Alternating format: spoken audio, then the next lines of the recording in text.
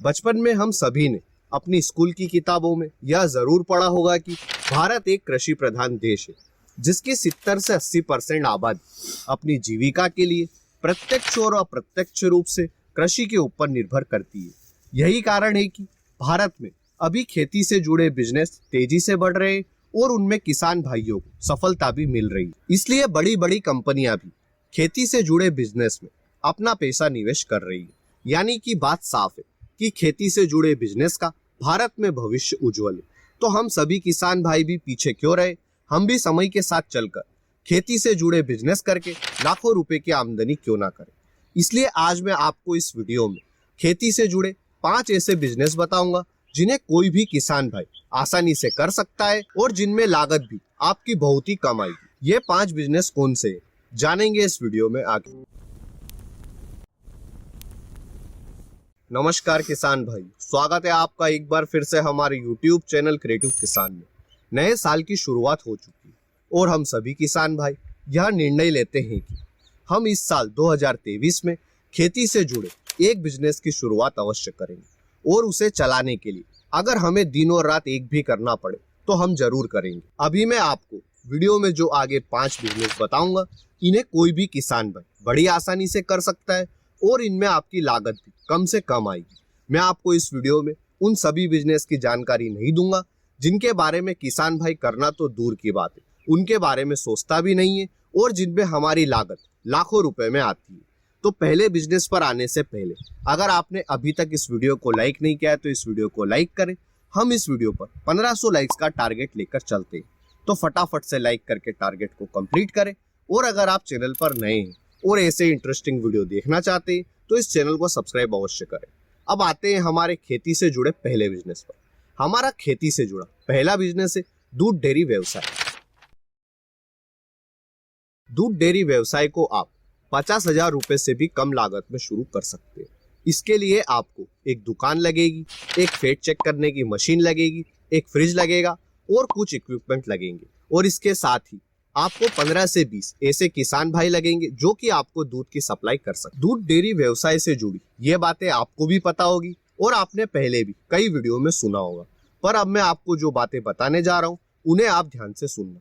दूध डेयरी व्यवसाय में सफलता पाने के 2 ही रास्ते हैं। पहला, आपके पास में अच्छे खासे पैसे हो जिसकी मदद से आप 5 से 6 दुधारू जानवर खरीद सके। अब अगर आपके पास में पैसे नहीं है तो हमारे पास में दूसरा रास्ता बचता है, जो कि है समय। आप संयम रखें और धीरे धीरे दूध डेयरी से जो इनकम जनरेट होती है उसे आप बचाकर सबसे पहले एक दुधारू जानवर खरीदें। 2 से 3 साल के अंतराल में आप 5 से 6 दुधारू जानवर खरीद पाएंगे। जब हमारा दूध डेयरी में खुद का दूध जाएगा तब हमें दूध डेयरी से एक्चुअल प्रॉफिट मिलने लगेगा। हमारे ही एक मित्र है जिन्होंने कुछ दिन पहले ही दूध डेयरी व्यवसाय की शुरुआत की थी। अभी उन्हें 14,500 रुपए का प्रॉफिट हो रहा है और उन्होंने कुछ दिन पहले ही एक दुधारू जानवर खरीदा है और इस साल 2024 के अंत तक उनका टारगेट 25,000 रुपए महीने का प्रॉफिट का है। आप दूध डेयरी गांव में खोलने के बजाय तहसील लेवल के शहरों में खोलें। दूसरे बिजनेस पर आने से पहले हम आप सभी किसान भाइयों के साथ में हमारे एक किसान भाई की कमेंट को शेयर करते हैं। इनका कहना है कि ये पहले सोयाबीन और गेहूं की खेती करते थे, हमारे वीडियो देखकर ये मोटिवेट हुए और ये अब हाइब्रिड खेती करते हैं जिससे इनकी आमदनी बढ़ी है। तो हमें अच्छा लगा कि हमारे बताए वीडियो से आप सभी किसान भाइयों की आमदनी बढ़ी है और हम आशा करते कि इस वीडियो को देखने के बाद हमारे ज्यादा से ज्यादा किसान भाई खेती से जुड़े 1 या 2 बिजनेस की शुरुआत अवश्य करें। हमारा दूसरा खेती से जुड़ा व्यवसाय है जिसे कोई भी किसान भाई बड़ी आसानी से कर सकता है, वह है हरे चारे को बेचना। आप हरे चारे के इस व्यवसाय को 5,000 रुपए से भी कम लागत में शुरू कर सकते हैं। इसके लिए आपको एक खेत लगेगा और जौ, जई और ज्वार और मक्का के बीज लगेंगे।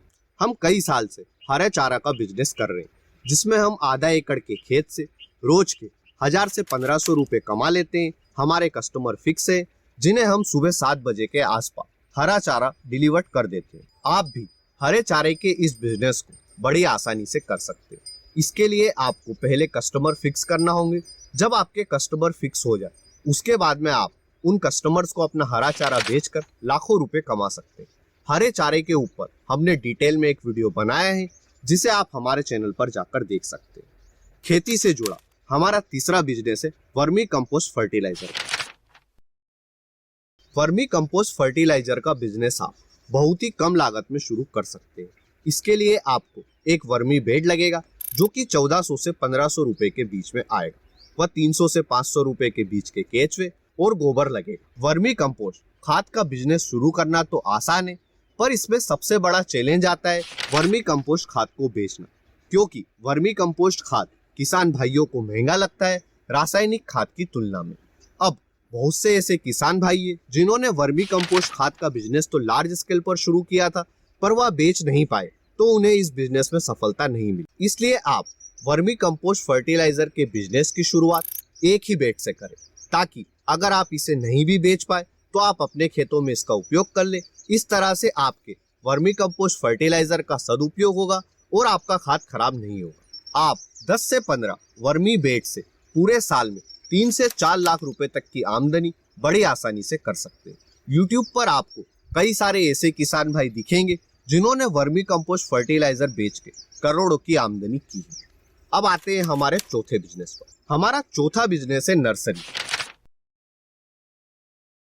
इसमें आप कई तरह के पौधे तैयार कर सकते हैं। बागबानी वाले जैसे पपीता, आम, अमरूद, केला, इनके तैयार कर सकते हैं। वह सब्जी वर्गीय फसलों में जैसे बैंगन, टमाटर, मिर्च, शिमला मिर्च, फूल गोभी, पत्ता गोभी, इनके भी पौधे तैयार कर सकते हैं। नर्सरी के बिजनेस में आपकी लागत जितनी भी आएगी उससे 10 गुना तक आप आमदनी कर सकते हैं। नर्सरी के बिजनेस को सक्सेसफुली चलाने के लिए आप किसान भाइयों की रिक्वेस्ट के अनुसार ही पौधे तैयार करें। जैसे किसी किसान भाई को 1000 रेड लेडी ताइवान 786F1 पपीता के पौधे चाहिए, तो आप उनकी रिक्वेस्ट के अनुसार पौधे तैयार करें और फिर उन्हें भेज दें। इसके साथ ही आप सीजन वाइज भी पौधे को तैयार करें। जैसे कि ठंड के सीजन में आप टमाटर, बैंगन, मिर्च, इनके पौधे तैयार करें, क्योंकि कई सारे किसान भाइयों को ठंड के सीजन में पौधे तैयार करने में दिक्कत आती है। इसलिए आप लो टनल के माध्यम से इनके पौधे तैयार करके बाकी किसान भाइयों को पहले बेचकर अच्छी आमदनी ले सकते। इसलिए नर्सरी का बिजनेस पूरी तरह से डिमांड और सप्लाई के ऊपर निर्भर करता है। अब आते हैं हमारे पांचवें और अंतिम बिजनेस पर, जो कि है गुलाब की खेती। अब आप सभी किसान भाई यह सोच रहे होंगे कि गुलाब की खेती है, यह बिजनेस कैसे हुआ।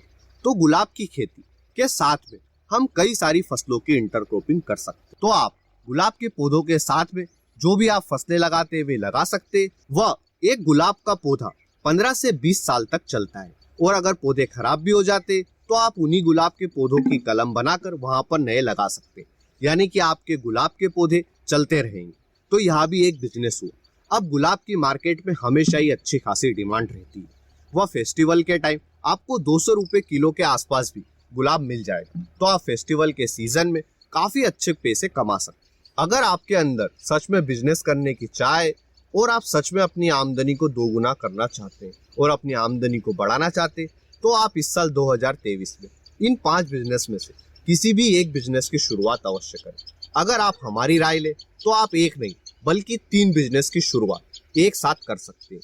दूध डेयरी व्यवसाय, वर्मी कंपोस्ट फर्टिलाइजर और हरा चारा। अब ये तीनों ही बिजनेस एक दूसरे से जुड़े हुए, कैसे वह समझते हैं। दूध डेयरी के बिजनेस को शुरू करने के लिए हमें दुधारू पशु चाहिए और दुधारू पशुओं को हरा चारा, तो हम खुद ही हरा चारा उगाकर हरे चारा जो हम बाहर से खरीदते हैं उस लागत को कम कर सकते हैं। हमें दुधारू पशुओं से जो गोबर मिलेगा हम उसे वर्मी कंपोस्ट फर्टिलाइजर के लिए उपयोग में ले सकते हैं। इस तरह से हम इन तीनों ही बिजनेस की शुरुआत एक ही साथ कर सकते हैं, और ये तीनों ही बिजनेस एक दूसरे से जुड़े हुए हैं। तो अगर आप सभी किसान भाइयों को हमारे बताए गए बिजनेस आइडिया अच्छे लगे तो इस वीडियो को ज्यादा से ज्यादा लाइक करें। हमने इस वीडियो पर 1000 लाइक्स का टारगेट रखा था, तो फटाफट से लाइक करके आप टारगेट को कंप्लीट कर दें। और अगर आप चैनल पर नए हैं तो इसे सब्सक्राइब अवश्य करें। धन्यवाद किसान भाइयों। जय जवान जय किसान।